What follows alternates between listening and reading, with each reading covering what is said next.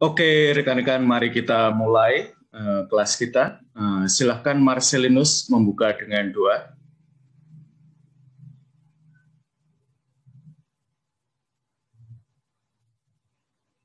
Dan Putra dan Roh Kudus. Amin. Selamat pagi Allah, Bapa yang Maha Kuasa. Puji syukur kami haturkan kepadamu atas hari baru hari ini sehingga kami bisa berkumpul kembali di sini dengan keadaan yang sehat. Ya Tuhan, sekarang kami akan mulai pelajaran metode tafsir. Metode tafsir kitab suci, berkatilah kami sehingga kami bisa menyerap apa yang diajarkan oleh Romo. Kemuliaan kepada Bapa dan Putra dan Roh Kudus, seperti pada permulaan, sekarang, selalu, dan sepanjang segala abad. Amin. Dalam nama Bapa dan Putra dan Roh Kudus. Amin. Terima kasih Marcelinus ya. Dan di tengah-tengah doa kita ya ada Mazmur yang dinyanyikan oleh Mbak Mei. Oke, rekan-rekan, silahkan kalian membuka kamera kalian. Maaf ya, nggak tahu tadi. Silahkan yang sudah berhasil masuk, kalian membuka kamera kalian ya. Pagi, Suster. Pagi, Romo. Ya, ternyata ada bakat menyanyi ya di kelas kita ya.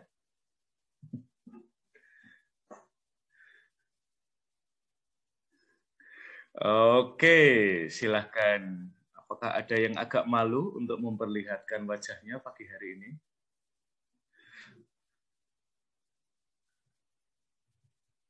Ya, silahkan yang sudah bisa masuk untuk membuka kameranya. Silahkan kalian saling menyapa satu sama lain.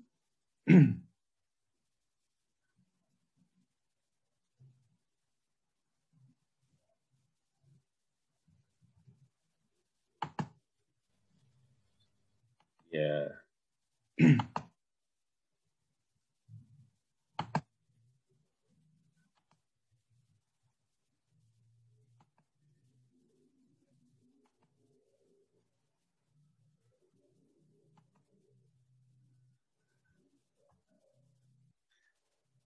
Silahkan yang lain kameranya dinyalakan ya. Kurang lebih 5 menit.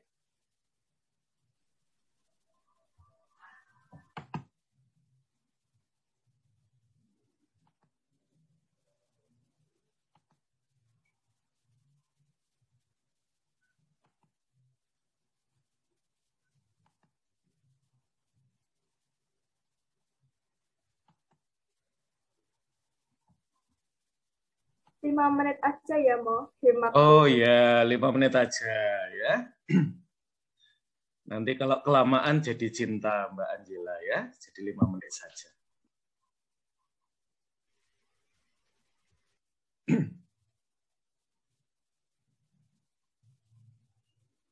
Silahkan ya, kalian boleh bertegur sapa ya.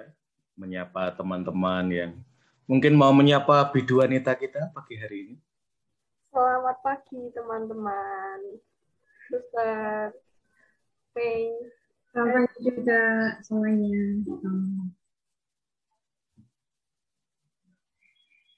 Nyanyi lagi, Mei.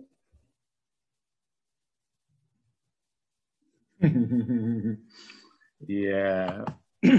Pagi Romo, Suster dan teman-teman. Mungkin itu ya hasil latihan ini ya. Hasil latihan teater ya. Latihan musik liturgi mungkin, Mei.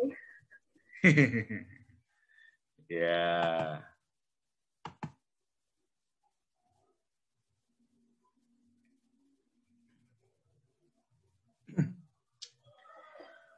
Oke, teman-teman, karena Suster Rensilinda Julita sangat serius pagi hari ini ya, mungkin sedang membaca diktatnya. Oke, rekan-rekan, pagi hari ini kita akan latihan ya, metode tafsir feminis. Nah, mungkin saya tanya dulu ya, karena kita belum sangat jauh dari Hari Kartini. Nah, gerakan feminis adalah gerakan yang secara akademik terutama sangat dirasakan ya mulai tahun 1960-an ya. Jadi sebuah gerakan yang masih terbilang baru ya. Meskipun sudah 60-an tahun. Nah, Suster Rensilinda Julita ya.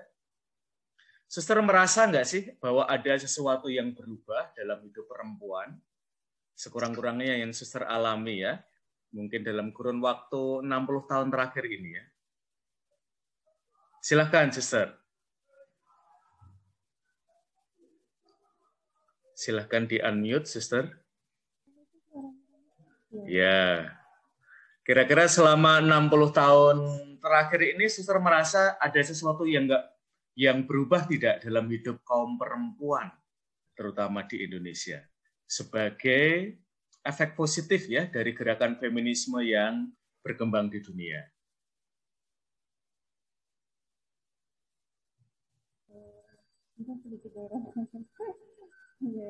Perkembangan dari perempuan.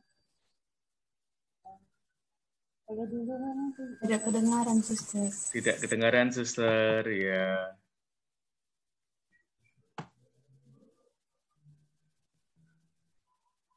Oke, mari kita dengarkan pendapat yang lain ya. Suster Juwita Gultom. Ya. Ya, Roma. Selama kira-kira 60 tahun ini, apakah ada sesuatu yang Suster amati berubah dalam hidup kaum perempuan? Terutama karena didorong ya oleh gerakan feminisme ya. Banyak, Romo. Oke, banyak ya. Suster Rensilinda bilang saya belum tahu, Romo ya. Suster Juwita bilang banyak. Ya, jangan disebut semua, Suster. Nanti kelasnya terlalu cepat ya. Sebut aja salah satu. Perempuan itu sekarang tidak hanya di dapur lagi, tetapi juga bisa bekerja di luar untuk menopang kehidupan keluarga. Oke, ya, yang pertama adalah perempuan hidupnya tidak hanya di sekitar kasur. Nah, minggu yang lalu ya, kita sudah bicara tentang 3M ya. Masak, macak ya. Dan mana ya. Dan yang terakhir, mana itu terkait dengan kasur ya. Jadi sekarang ini perempuan dunianya tidak sekedar di sekitar kasur, melainkan semakin banyak ruang yang terbuka untuk hidup perempuan. Ya. Contohnya apa, Suster? Di sekitar, kalau dulu kan masih di sekitar kasur ya, di sekitar mana. Nah sekarang ini ada banyak ruang yang menurut Suster yang paling maju di mana perempuan sekarang ini berada di mana, Suster? Di dalam pemerintahan sudah masuk kan, Romo? Oke, di dalam pemerintahan ya. Kalau di Indonesia ya, kita tidak hanya pernah punya menteri ya, dan sekarang juga masih ada. Kita pernah punya presiden perempuan juga ya, salah satu pencapaian dalam hidup perempuan. Yuk, Mbak Yesi, kelihatannya sudah sangat serius pagi hari ini ya, memikirkan hidup kaum perempuan. Gimana, Romo? Oke. Aduh, ada pesawat lewat, maaf, Romo. Oh iya. Berarti kamu agak dekat dengan bandara ya? Enggak, Romo, dekat stasiun. Dekat stasiun. Oke, contoh Yesi. Ya. Bahwa apa yang terjadi dalam hidup kaum perempuan kira-kira selama 60 tahun terakhir ini? Iya, terima kasih, Romo.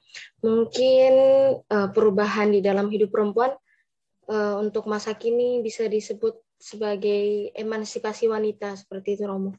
Oke, emansipasi dimaksudkan wanita. Karena dulu kan waktu mungkin saat masih zaman penjajahan, itu wanita pasti kalau ngomong tentang sekolah itu menjadi hal yang sangat tabu. Karena pendapat orang tua, apalagi laki-laki, pasti mengartikan perkataan perempuan yang bilang, saya mau bersekolah setinggi-tingginya, karena saya punya cita-cita. Nah, itu pasti dianggap menjadi hal yang sangat tabu, karena mereka mengira bahwa perempuan itu kerjanya cuma di dapur, di rumah, mau sekolah setinggi apapun pasti nanti kembalinya ke rumah. Nah, pemikiran mereka seperti itu. Tapi karena adanya kata emansipasi wanita, itu tidak menutup kemungkinan perempuan juga bisa menuntut ilmu, menuntut pendidikan itu setinggi-tingginya. Hal ini menjadikan perempuan itu lebih banyak muncul, mengeksplor kemampuan-kemampuannya, ditandai dengan adanya profesi perempuan sebagai pegawai kantoran, pemerintahan, menjadi bupati, gubernur, presenter, reporter, artis bahkan. Jadi semua hal yang dulunya menjadi hal tabu sekarang tidak lagi. Seperti itu, Romo. Oke, terima kasih Yesi ya. Jadi salah satu sumbangan dari gerakan emansipasi perempuan adalah dalam ruang pendidikan. Nah, nanti tidak hanya Yesi, Mei, Rensilinda, Juwita itu kuliah ya. Jangan dilupakan salah satu profesi yang kalian bisa masuk yaitu jadi dosen. Ya. Karena kadang-kadang apalagi untuk ilmu-ilmu seperti ilmu-ilmu ketuhanan ya, itu dosennya kebanyakan masih cowok, teman-teman ya. Dan kalian sudah mengalami di pendidikan sendiri ya. Kita cuma punya satu dosen perempuan nih, yang kadang-kadang menjadi laki-laki di kampus kita ya. Karena suasananya laki banget ya. Suasananya betul-betul ekstra jos ya. Oke. Siapa lagi? Jadi salah satu sumbangan dari gerakan feminisme, teman-teman, adalah seperti yang disampaikan oleh Yesi ya. Jadi perempuan masuk sekolah, meskipun seringkali dibayang-bayangi oleh tabu ya. Setinggi-tingginya kamu sekolah, terus nanti kamu jadi ibu rumah tangga juga ya. Apa ada gunanya ya? Nah, ini menarik terutama nanti untuk pulau-pulau di Indonesia yang perkawinan muda itu masih sangat kuat ya. Di beberapa bagian Sumatera itu masih kuat, lalu juga di Jawa tentu bagian-bagian tertentu, pulau-pulau lain juga ya. Salah satu sumbangan dari pendidikan, terutama pendidikan tinggi termasuk di Sanata Dharma adalah salah satunya menunda pernikahan muda. Karena sekurang-kurangnya kalian tertunda 4 tahun ya ketika kuliah di Sanata Dharma ya, dari menikah ya. Mungkin itu akan tetap jadi cita-cita kalian, tetapi sekurang-kurangnya pendidikan itu menunda pernikahan anak ya, dan juga pernikahan muda. Oke, Mbak Mei mau menjawab dengan lagu atau dengan kata-kata? Kira-kira selama 60 tahun terakhir ini, apakah kamu merasakan ada sesuatu yang berubah dalam hidup kaum perempuan? Mungkin dalam kesetaraan gender jadi lebih setara gitu kan, di lingkungan perkantoran mungkin lebih ada kayak ya benar emansipasi wanita gitu, ataupun ada cuti hamil buat perempuan gitu. Terus juga misalnya kalau misalnya untuk melindungi perempuan gitu, itu ada juga untuk melindungi perempuan dari kekerasan atau kekerasan seksual atau yang lain-lain gitu. Jadi ada suatu gerakan organisasi gitu untuk melindungi perempuan itu. Jadi perempuan bukan hal yang berbeda gitu derajatnya dari laki-laki, tapi juga harus dilindungi gitu. Oke ya, jadi semakin banyak ruang yang menyuarakan kesetaraan ya, dan bahkan keadilan gender ya. Nanti kalau kalian terutama belajar feminisme, kalian akan menemukan seringkali 2 kata itu dibedakan ya, teman-teman. Kesetaraan itu seringkali masih dipahami bahwa di tengah-tengah masyarakat yang masih sangat patriarkal itu perempuan hubungannya semakin setara dengan laki-laki ya. Misalnya Raden Ajeng Kartini ya, dia masih hidup dalam masyarakat yang sangat laki-laki, tetapi cara dia menempatkan diri dengan laki-laki itu semakin setara. Nah, nanti kalau bicara tentang keadilan gender, ya, keadilan gender itu tidak hanya bahwa relasinya setara, tetapi sistem hidup kita yang belum adil secara gender itu harus diubah. Ya. Sementara kesetaraan kadang-kadang sistemnya sendiri belum diubah. Ya. Oke, Suster Ransilinda sudah ketemu? Selama 60 tahun terakhir ini, apakah ada sesuatu yang berubah dalam hidup kaum perempuan, Suster?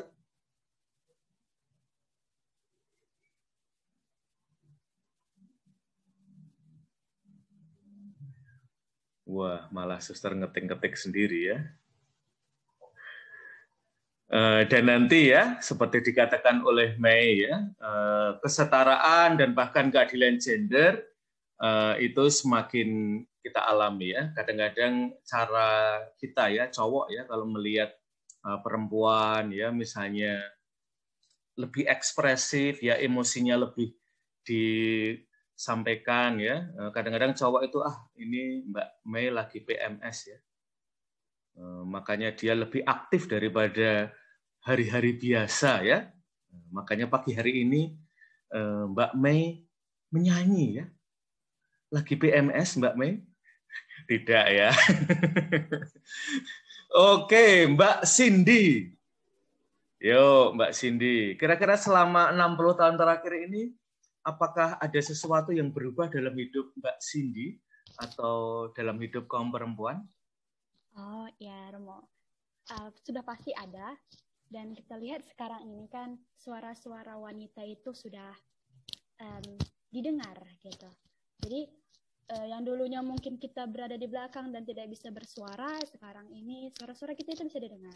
Bahkan kalau kita lihat Hari Kartini yang lalu ini kan, bahkan bukan wanita yang membangga-banggakan Hari Kartini, bahkan justru laki-laki yang membanggakan Kartini. Jadi sering banyak yang ngucapin selamat Hari Kartini ya, katanya untuk wanita-wanita. Jadi di media sosial juga seperti itu. Jadi sepertinya wanita itu sudah mulai didukung keberadaannya gitu.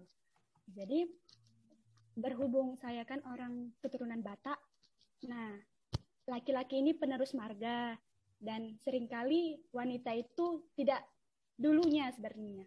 Dulunya ya kalau anak perempuan sedih orang tuanya seperti itu. Tapi sekarang ini tidak. Bahkan ketika anaknya laki-laki lahir, 2 diharapkan anak perempuan ada gitu. Jadi keberadaan anak wanita di keturunan Batak sekarang pun tidak lagi dianggap seperti sial gitu ya kan. Sekarang udah diharapkan gitu. Keberadaan wanita sekarang sudah diharapkan seperti itu. Terima kasih. Oke, terima kasih Cindy ya. Dan ada beberapa Batak di kelas ini. Ada Gultom ya, itu juga Batak ya. Tentu Tarigan, Boru Tarigan ya. Dan beberapa yang lain ya. Ini nama-nama yang kalau kita ketemu mereka ya, teman-teman ini Batak banget ya.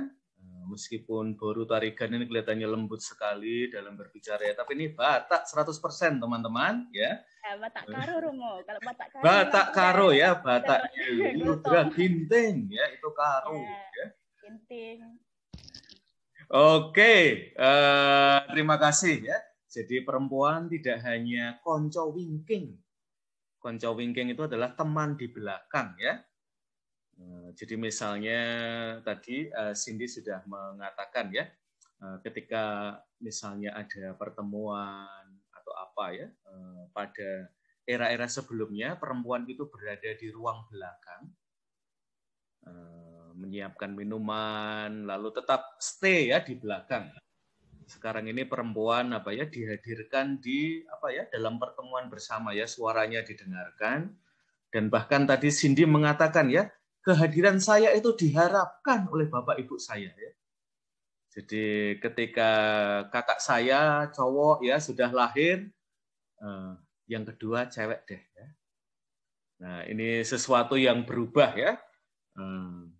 Nah nanti kita masih akan menemukan ya beberapa dokumentasi, misalnya di India itu beberapa kasus ya ketika budaya patriarkal itu masih kuat, sekurang-kurangnya sampai beberapa dekade yang lalu ya.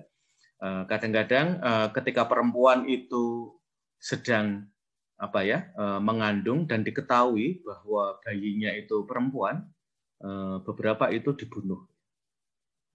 Begitu setelah lahir ya, karena tidak diharapkan. Ya.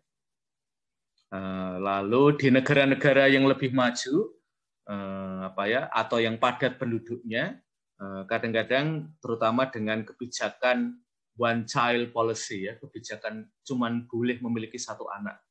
Itu ada banyak anak perempuan yang digugurkan ya, misalnya di Cina ya. Karena ada kebijakan itu. Jadi masih ada ruang-ruang, teman-teman. Oke, sekarang mari kita ke kitab suci, teman-teman. Nah, silahkan ambil kitab sucinya.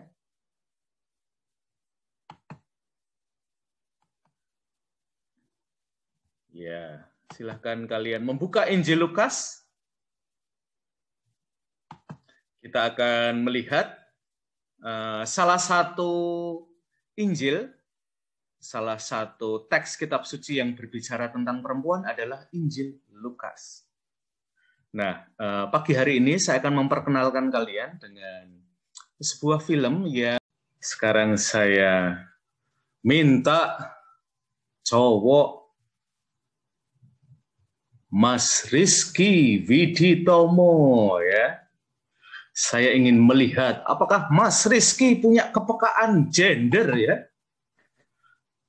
Oke, Rizky.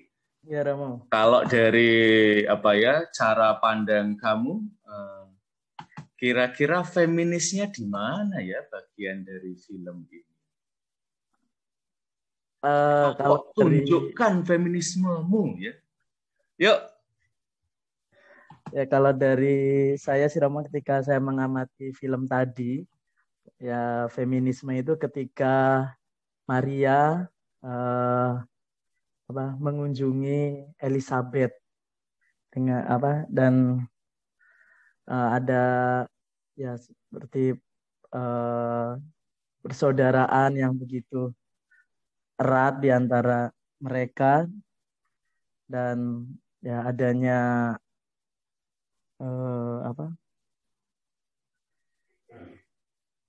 kelemah lembutan serta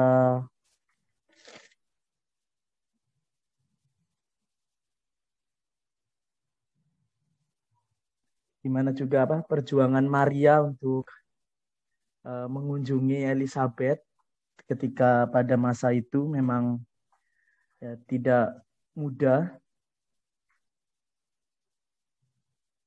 Itu sih Romo, kalau sekilas dari saya Romo. Oke, Rizky ya. Mengapa saya tanya Rizky dulu? Karena dia bergabung dengan Oblat Maria Immaculata ya. Pokoknya hidupnya tuh Maria banget teman-teman ya. Jadi kalau Yesuit itu agak kurang Maria dikit ya. Maria itu Bunda Serikat Yesus ya, ibunya Romo SY ya. Kalau Omi pokoknya Maria banget ya. Dan saya senang ya Rizky udah menyebut satu hal yang penting, bahwa selain brotherhood ada sisterhood ya. Jadi selain ada persaudaraan antar laki-laki, ada persaudaraan antar perempuan ya, yaitu Maria dan Elizabeth ya. Nanti ada salah satu teolog Indonesia yang mengatakan sayangnya kadang-kadang sisterhood itu nggak selalu hadir ya, termasuk di ruang akademik. Nah, teolog perempuan ini Maria Nekatopo, dia mengatakan kadang-kadang para perempuan ini seperti model di atas catwalk ya. Tidak boleh ada yang lebih baik daripada saya. Maka dia mengambil metafor ya. Ini seperti yang belum jadi laron itu ya, teman-teman, nanti kalau mulai musim hujan ya. Itu biasanya ada ratu laron ya, dan ratu itu cuma satu ya. Yang lainnya adalah dayang-dayangnya ya. Nah, mudah-mudahan di kelas kita tidak ada bunda ratu ya. Lalu yang lain jadi dayang-dayangnya ya. Nah, kadang-kadang sisterhood itu tidak tercipta karena satu orang menonjolkan lalu yang lain itu dihilangkan.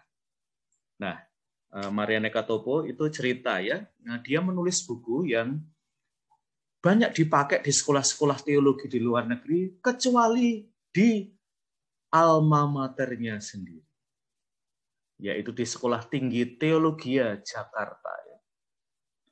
Dia menunggu sampai kira-kira 26 tahun sampai buku itu boleh dipakai di kampusnya sendiri, diterjemahkan dalam bahasa Indonesia. Jadi kadang-kadang kayak gitu ya kejamnya ya, bahwa sesama pengajar kita kadang-kadang tidak mengapresiasi ya, dan itu kan cuman tulisannya Marianne Katopo yang nggak usah digunakan untuk kuliah kita. Ya. Oke, terima kasih Rizky. Oke, Mbak Elizabeth. Ya. Bagaimana kabar Maria pagi hari ini, Mbak Elizabeth? Oke, Elizabeth Leoni. Apa yang menarik dari film tadi atau dari teks yang kamu baca tentang kunjungan Maria ke rumah Elizabeth? Yang menarik kamu dari tayang tadi sama kitab yang dibaca dari kitab suci itu ketika Elizabeth Maria datang dan Elizabeth berkata, "Diberkatilah engkau di antara semua perempuan dan diberkatilah buah rahimmu. Siapakah aku ini sampai ibu Tuhanku datang mengunjungi aku?" Di situ saya berpikir, dari mana sih itu Elizabeth tahu kalau yang dikandung oleh Maria itu adalah Tuhan gitu, Romo. Dia berani berkata seperti itu. Dan ketika itu Elizabeth dipenuhi oleh Roh Kudus gitu, Romo. Berarti saat Yesus dikandung pun itu wah sekali gitu itunya, Roh Kudusnya, karunia-Nya, sehingga Elizabeth pun bisa merasakan apa yang Maria kandung gitu, Romo. Oke, terima kasih Leoni. Ini juga poin yang penting ya, teman-teman. Seringkali dalam gereja, kerohanian, hal-hal suci, itu lebih dikaitkan dengan laki-laki atau perempuan, Leoni? Laki-laki. Laki-laki ya. Sementara perempuan lebih dikaitkan dengan Leoni? Kalau laki-laki lebih dikaitkan dengan kesucian, lalu perempuan seringkali dikaitkan dengan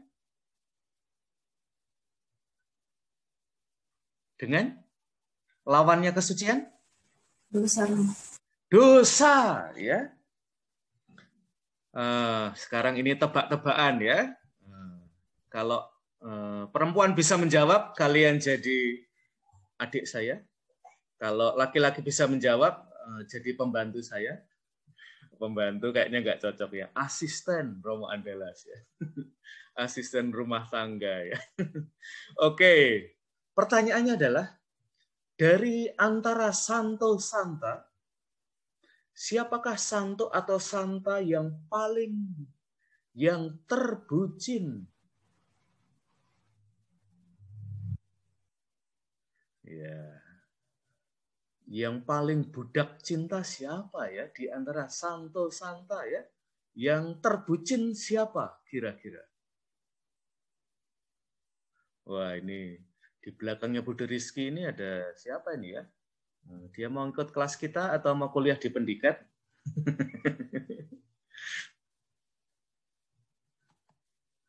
Ada yang mau menebak siapa santo atau santa yang paling terbucin?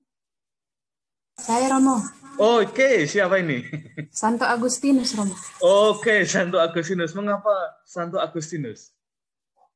Santo Agustinus itu terkenal sangat jahat, bahkan ibunya sendiri berdoa sampai meneteskan air mata untuk pertobatannya.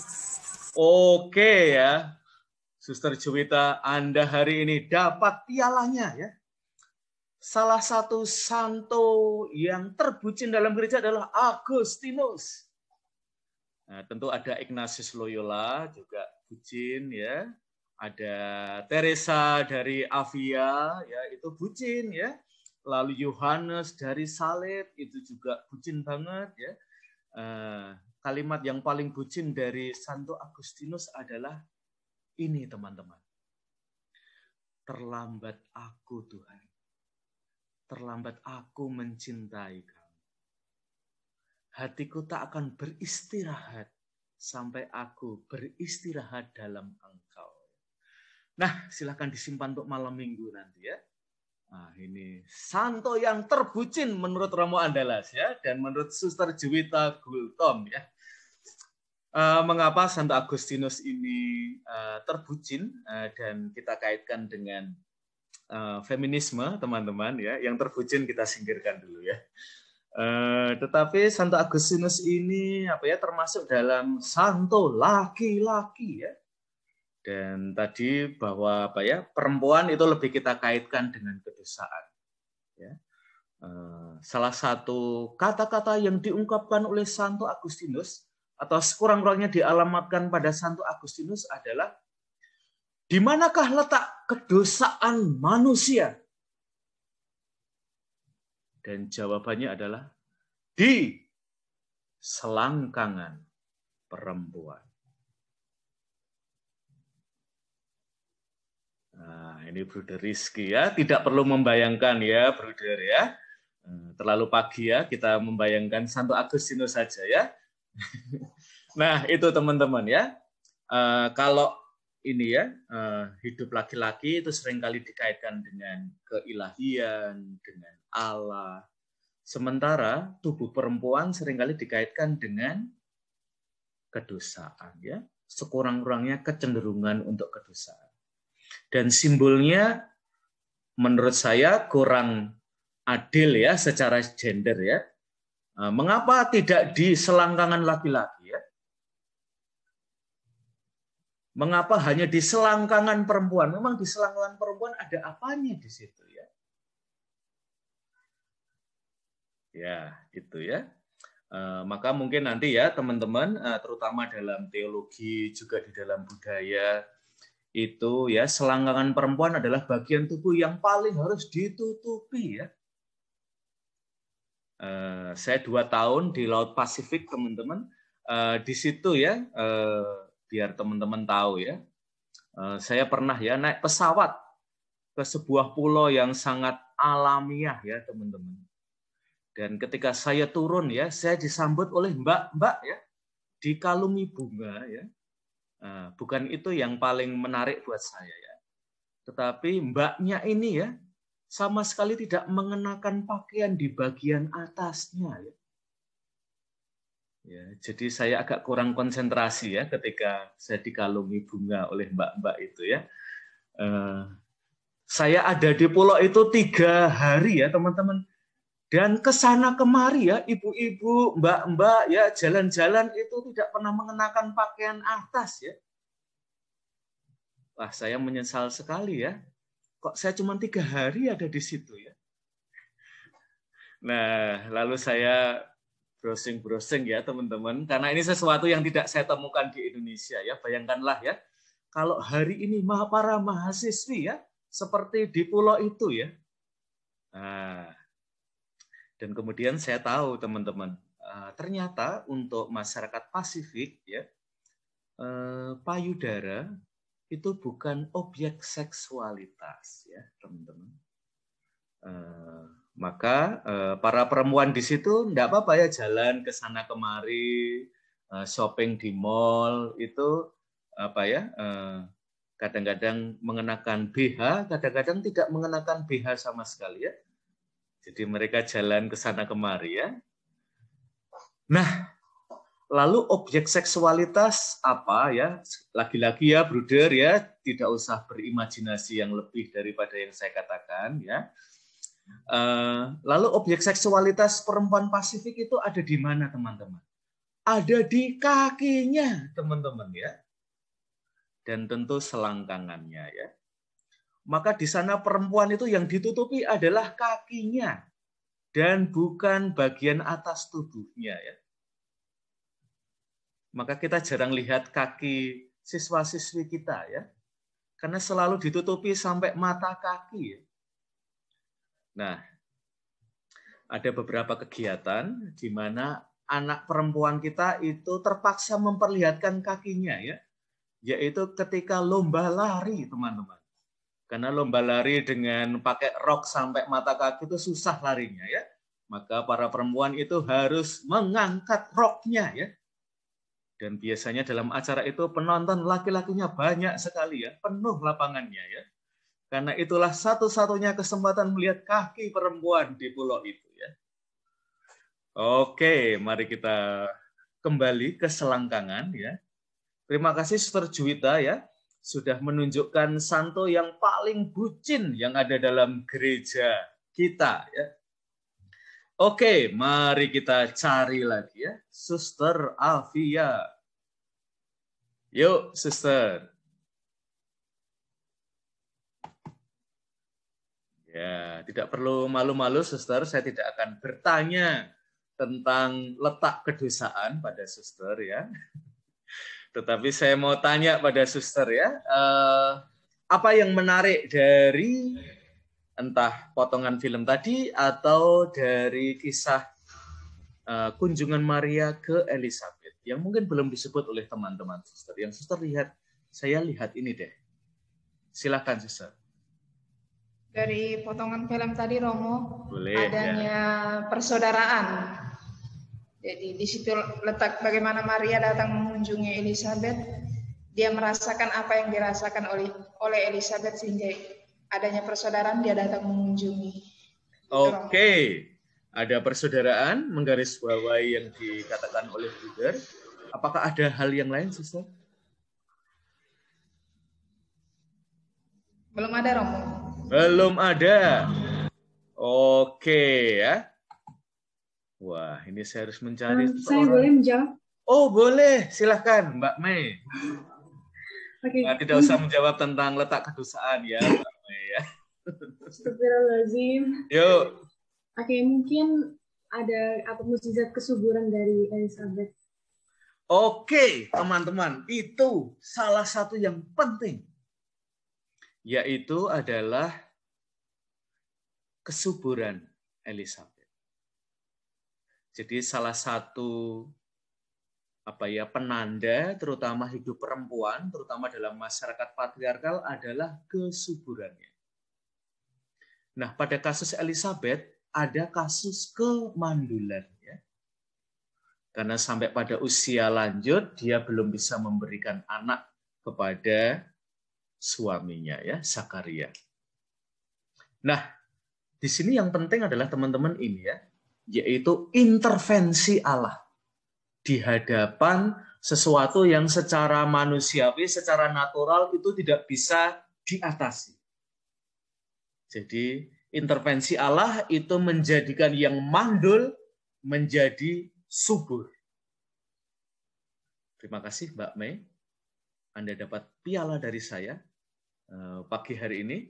Jadi adalah barrenness ya, itu adalah kemandulan, dengan intervensi Allah itu menjadi kesuburan.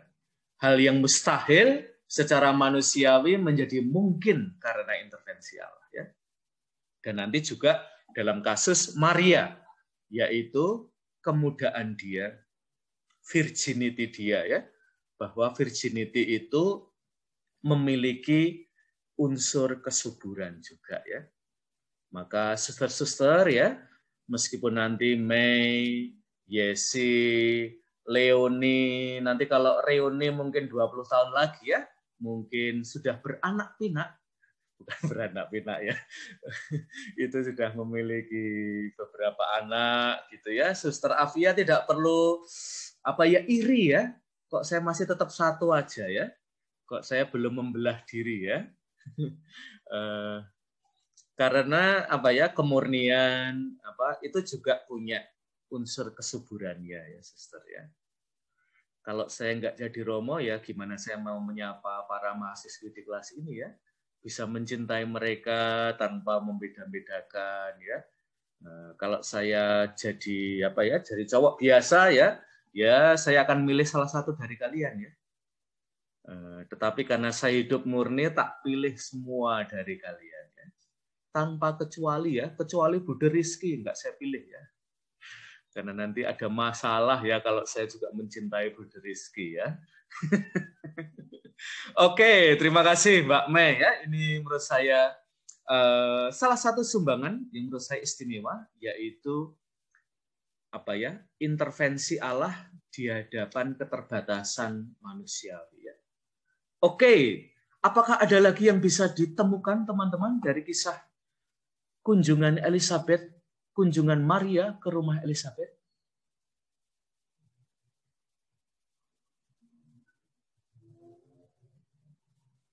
Nah, menurut Jonathan Knight ya, penulis buku yang saya berikan kepada kalian, itu dua kisah, terutama kisah kelahiran, lalu juga kisah Maria mengunjungi Elizabeth, dipandang belum sepenuhnya feminis ya, teman-teman.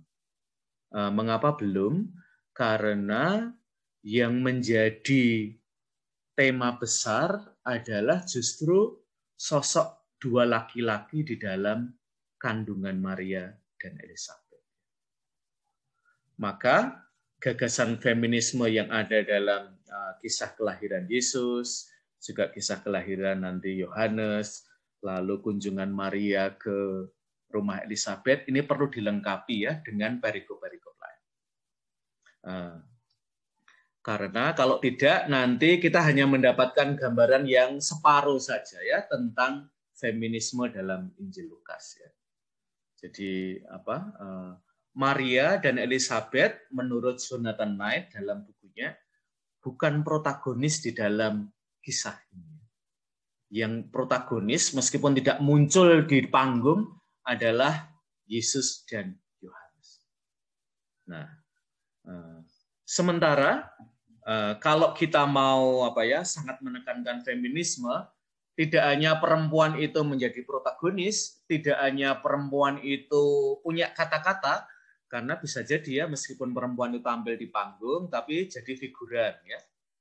Maka nanti kalau mumpung kalian ya lagi latihan drama ya, nanti kalau tokoh utamanya cowok semua ya, kalian sebagai yang pernah belajar feminisme di kelas Romo Andalas ya, digugat ya.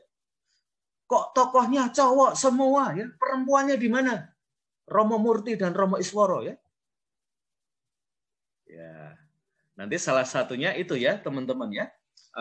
Baik perempuan dan laki-laki itu punya kesempatan yang adil ya sebagai protagonis ya. Perempuan jangan hanya ditampilkan sebagai yang antagonis ya. Yang teriak-teriak ya, yang protes-protes. Kalau di gereja-gereja itu yang salibkan dia paling lantang, seringkali yang dipilih perempuan ya, teman-teman. Memang yang antagonis cuman perempuan ya. Nah, seringkali itu masih apa ya, ada ya, teman-teman.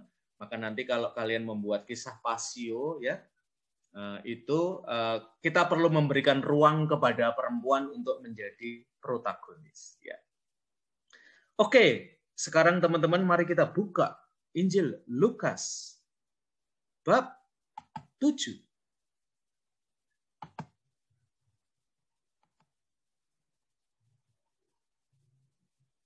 Ya, kita sudah melewati Maria dan Elizabeth. Ya. Lalu bahkan kita sudah bicara tentang Kidung Magnificat ya. Kita akan bicara lagi tentang Kidung Magnificat itu nanti di metode tafsir liberasi ya, pembebasan. Sekarang kita buka Injil Lukas 7, 36 sampai 50. Ini kita akan bertanya pada para cowok. Seberapa pro-feminis cowok-cowok di kelas ini ya, teman-teman? Apakah hanya Romo Andalas yang pro-feminis di ruang ini? Atau kita masih bisa berharap dari para cowok muda yang ada di ruang ini ya?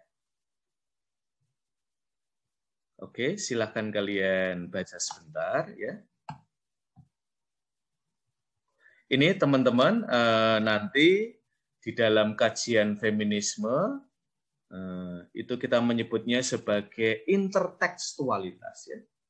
kadang-kadang sebuah teks itu belum mencukupi ya untuk menyampaikan pesan feminisme. Maka kita perlu teks-teks lain untuk menyeimbangkan ya. Di dalam teks itu disebut sebagai counterbalance ya. Karena kalau kita hanya menampilkan kisah kelahiran Yesus, Yohanes, lalu kunjungan Maria ke Elizabeth, kita belum cukup kuat ya untuk mendorong feminismenya. Oke, silahkan kalian membaca dan mari kita lihat hal yang para cowok di kelas ini ya, peka atau tidak ya.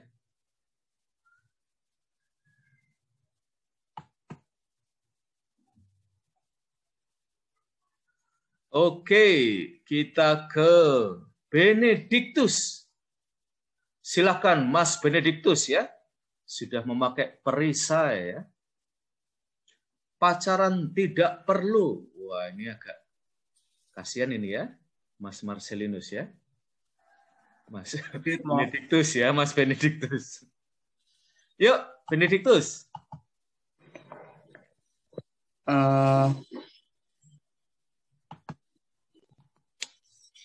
Di mana kamu ya? Tidak saya lihat. Pertanyaannya tadi apa ya, Mo? Pertanyaannya adalah feminismenya dalam Injil Lukas bab 7 ayat 36 sampai 50 di mananya ya?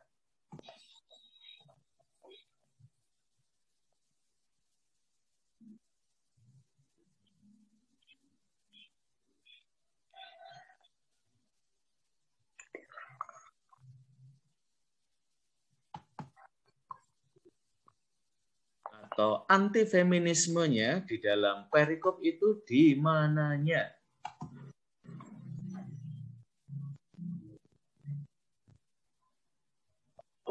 Sambil menunggu, setelah ini adalah Mas Paskalis.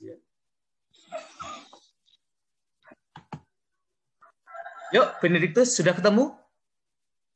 Mungkin tentang karakternya, Mo. Oke, karakternya gimana, Mas Benediktus? Ya.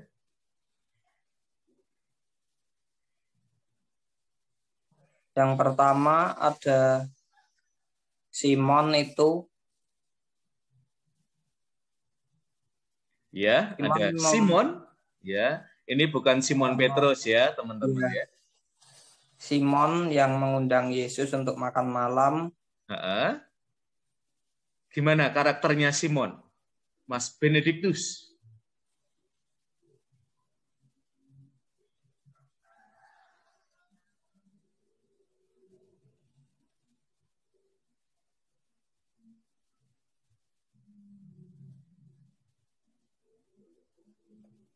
Wah, Mas Benediktus ini kok lama-lama seperti Bunda Maria ya.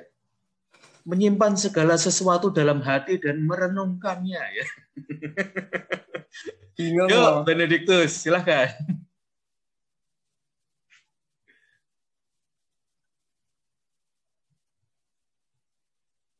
Ini tentang kisah wanita yang diduga tidak bermoral dalam bab 7 sampai 36 sampai 50. Menarik karena diungkapkan tentang berbagai karakter yang terlibat di sana. Pertama-tama ada Simon tadi, orang Farisi yang mengundang Yesus untuk makan malam. Lalu wanita itu, seorang wanita masuk dalam ayat 37, dia digambarkan sebagai yang menjalani hidup tidak bermoral di kota. Wanita itu membawa mur dan mengurapi kaki Yesus dengan ciuman dan air matanya. Lalu Simon segera mencurigai wanita itu melihat Yesus sebagai klien potensial. Klien potensial itu apa, Benediktus? Bagaimana, Romo?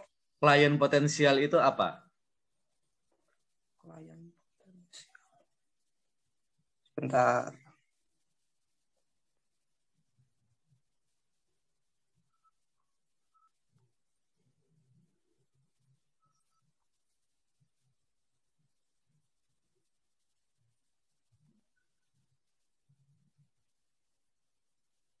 Mungkin Simon menganggap bahwa wanita itu bisa dijadikan objek dosa, begitu Bang? Oke ya, jadi teman-teman, Simon ini berpikir ya, Yesus ini jangan-jangan pemakai juga ya PSK atau WTS ini. Nah, itu ya. Terus, masih ada lagi, Benediktus? Lalu Yesus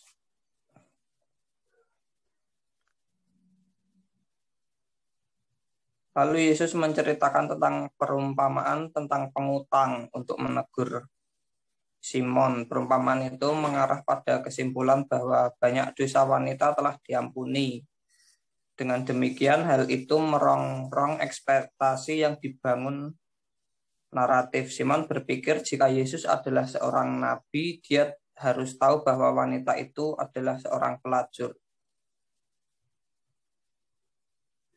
Oke ya, terima kasih. Paskalis, Vandika. Ya Romo. Oke, yuk Paskalis. Ada sesuatu yang ingin kamu tambahkan dari Benediktus? Mungkin sedikit aja tentang feminisme. Ya.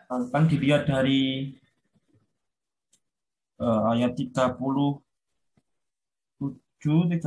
ini kan ada seorang wanita yang datang menuju Yesus sambil menangis. Nah, hal tersebut menunjukkan bagaimana salah satu sikap atau pribadi yang menonjol dari seorang wanita, yaitu yang terkadang mudah untuk tidak nggak bisa kuat gitu loh, kadang nggak kuat. Terus yang kedua yang perlu disikapi dari Yesus ialah bagaimana Yesus mampu untuk menyadarkan seorang wanita yang memiliki moral yang buruk agar dosa-dosanya dapat terampuni juga.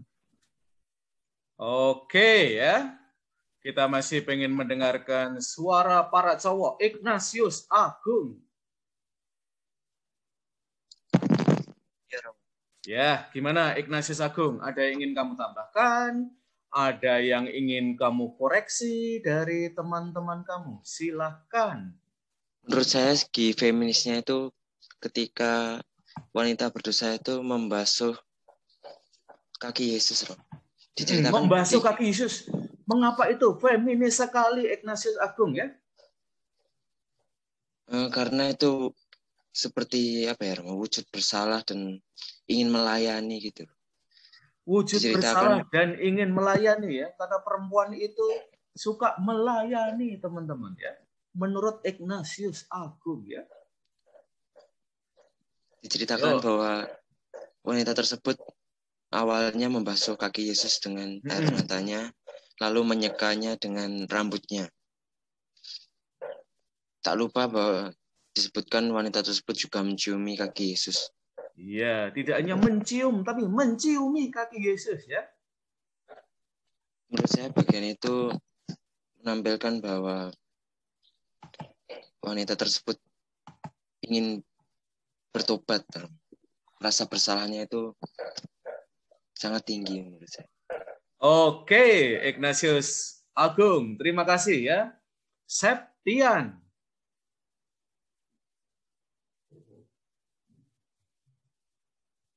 Silakan, Septian.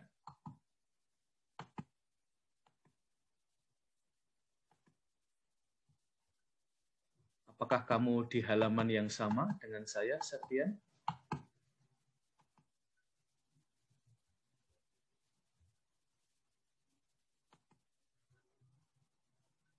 Septian masih di sini? Haris, Jack Juang. Yuk, dua dari kalian.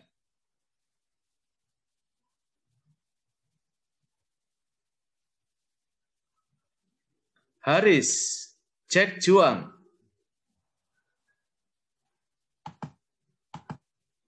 Oke, mungkin mereka sedang makan pagi ya.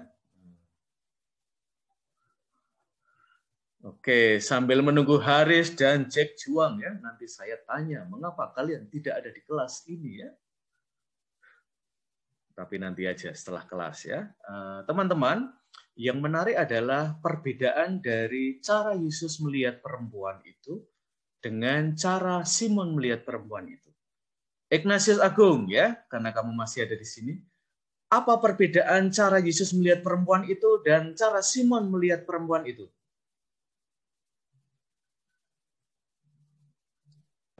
Saya baca ulang lagi. Oke, ya.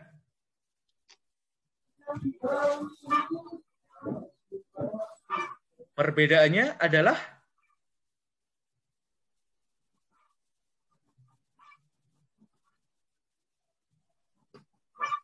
sambil menunggu jawaban dari Ignatius Agung ya. Saya mau tanya siapa lagi yang ini ya. Mbak Cindy Francisca. Apa perbedaan cara Yesus melihat perempuan itu dan cara Simon melihat perempuan itu, Mbak Cindy? Seperti yang saya lihat ini, Simon itu memandang perempuan itu hanya dengan dosanya. Gitu. Oke, betul, Cindy ya. Jadi Simon melihat perempuan itu sebagai pendosa, sementara Yesus melihat perempuan itu sebagai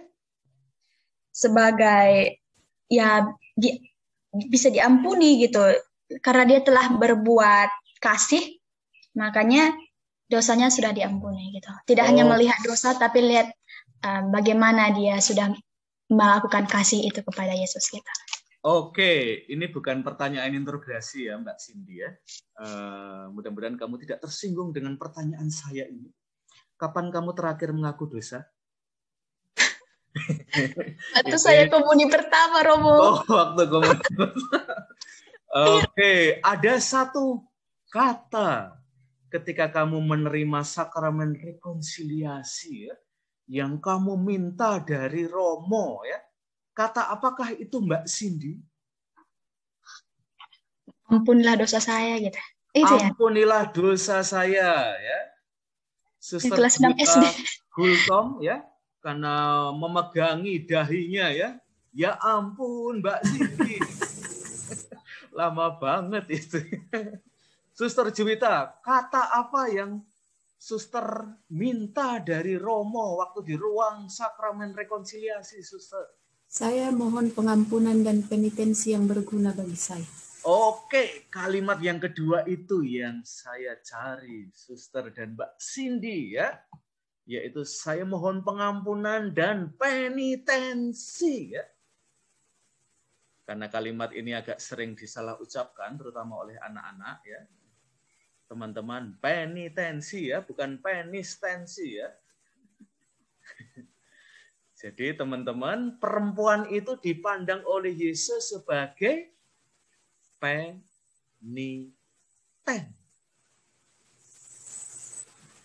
Bukan sebagai seorang pendosa. Nah, itu baru kita ketahui kalau kita belajar secara naratif ya, teman-teman, terhadap perikop itu. Di mata Simon, dan nanti akan kena juga pada hidup Simon ya. Pada awal, gambaran terhadap perempuan itu adalah pendosa, sementara Simon ini adalah menurut ukuran masyarakat Yahudi, dia adalah seorang yang suci. Nah, yang menariknya pada akhir, kisah itu dibalik ya. Siapa sebenarnya yang lebih suci di dalam kisah? Ternyata adalah seorang peniten daripada seorang yang mengaku diri sebagai suci.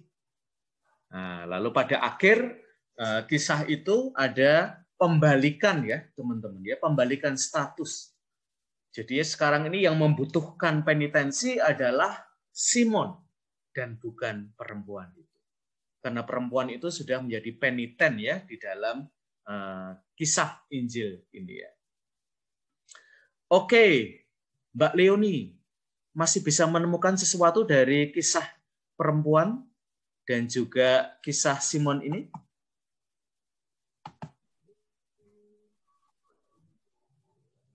Dari ayat terakhir sih, Romo. Silahkan. Ayat terakhir itu Yesus berkata, imanmu telah menyelamatkan engkau, pergilah dengan selamat. Mengapa itu penting banget, Leonie? Ya? Dan jawabanmu benar, ya. Karena dengan iman perempuan tersebut, dengan dia tidak hanya melakukan percaya.